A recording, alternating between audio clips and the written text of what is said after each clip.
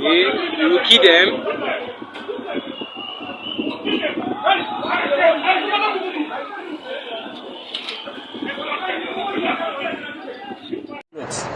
Well, today's date is 5th of August. Live here and direct from Kaduna. This is a protest. They call it the mother of protest. This come after the Mr. President's speech on Sunday morning, which he could not address any of their plight. So they say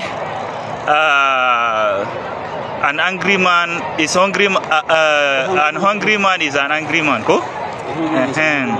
A hungry man is an angry man. So short while there was a police in this place, but due to the strong number of the people, they chased them away. So this is Kaduna. People are really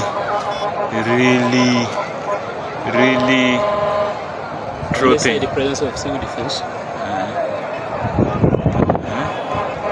This is the famous roundabout, Nepal roundabout. Yes. Yes. Aha. This is it.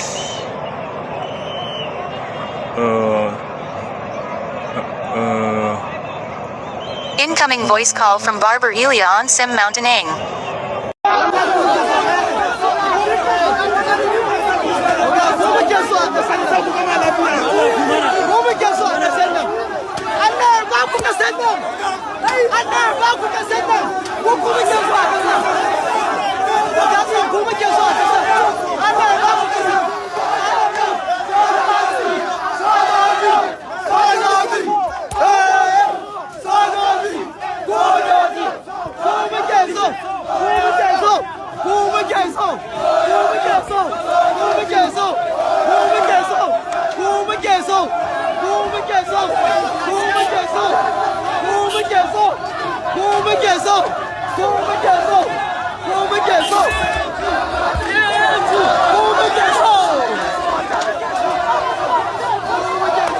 So a couple of us will say we're not surprised, right, with how this hashtag End Bad Governance protest has, would I say, devolved or evolved or degenerated to.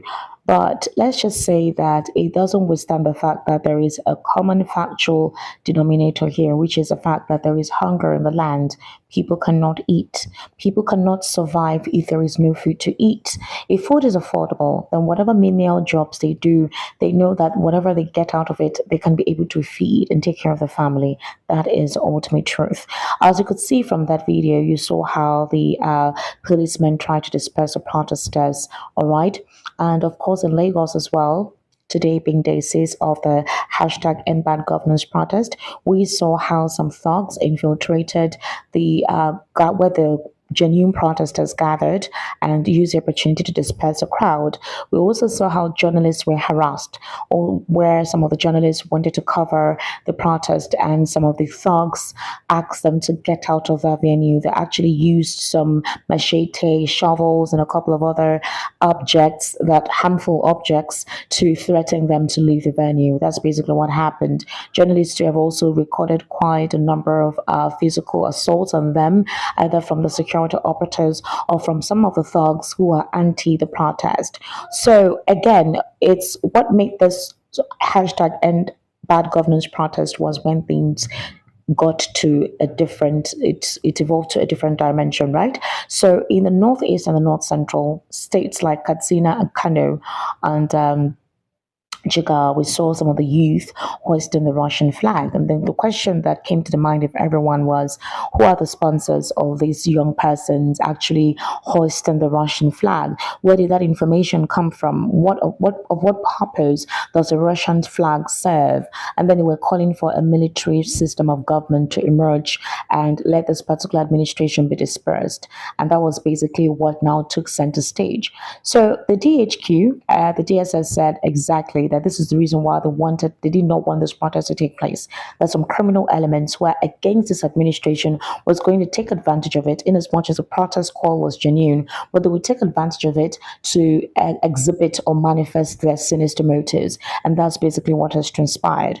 Others feel that those who did this are possibly some APC members. The idea is to see how they could scuttle the protest and make sure it doesn't continue. But the Northeast and the North Central are unrelenting. In fact, let me tell you something. Regardless of the curfew imposed, this youth thronged out en masse to participate in the protest. We saw them bring down some APC secretariat. We saw them actually loot properties from some government offices and some government establishments, even some private individuals as well. Their businesses and shops were looted. We also saw them having to work and play with some of the armor tanks, the police armor tanks. So it must have told you that it must have disclosed to you that I don't know what may have happened to those policemen for them to have access to the ammo tanks.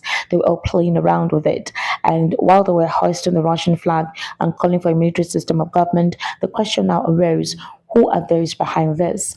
What could have incited these young persons to hoist the Russian flag and call for a military change? Now, some northern elites said that these young children, or these minors or teenagers, as you can see in some of the videos across social media, actually listen to BBC Hausa service. Now, on the BBC Hausa, they get to hear information on what is going on around them.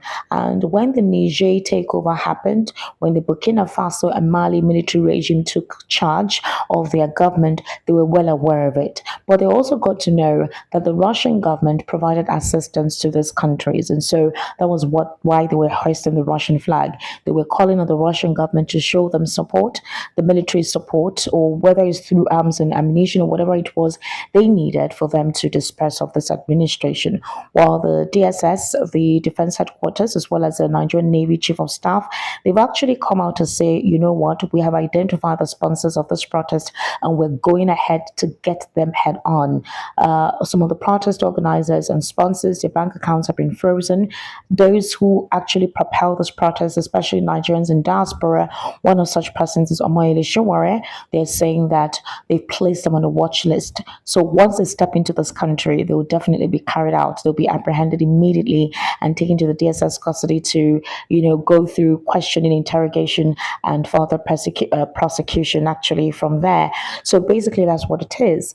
The press conference was not the press conference, the security meetup was organized today. It was televised anyways, and we got to know precisely what the IGP, the Chief of Defense Staff, as well as the Chief of Naval Staff had to say concerning this protest. They say the sinister elements who are calling for a regime change are not representing their voices. They say the military stands with this administration, stands to protect our democracy, stands to defend it, and that they're not about all of a coup d'etat or a military takeover. So that's basically what it is. However, what is the fallout of this protest? Do you think this protest has garnered or been able to get its true mark? The president came to give a speech on Sunday, and a lot of critics say the president's speech did not really reflect or even put a searchlight or a beam on the agitation of the protesters. He rather just politically spoke, which of course made them come out again on Monday, despite the president pleading with them not to go along with the protest. So the question is, what do you think? Do you think that this Cold War between the northern elites and the president should have made this protest degenerate to what it has become? Do you also think that the president should have done better than what he did by the speech he organized on Sunday, addressing this particular hashtag End Bad Governance protest, with a couple of information that has come out as well that does not really address the needs of the people? How should the president have handled it? Is he using the security operatives to threaten and put fear and panic in those who are protesting, considering that it's your right?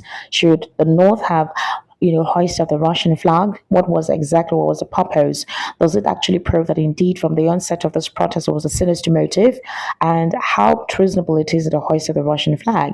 What form of support were they calling for, even if the Russian government have distanced themselves through the spokesperson of the Russian embassy in Nigeria? These are the questions that a lot of people are asking, and basically that's information that we're giving you right here on Estic Media. So subscribe, like, share, be part of the conversation. We'll continue to give you updates as events unfold. So make sure that you do not stop subscribing. Bye for now.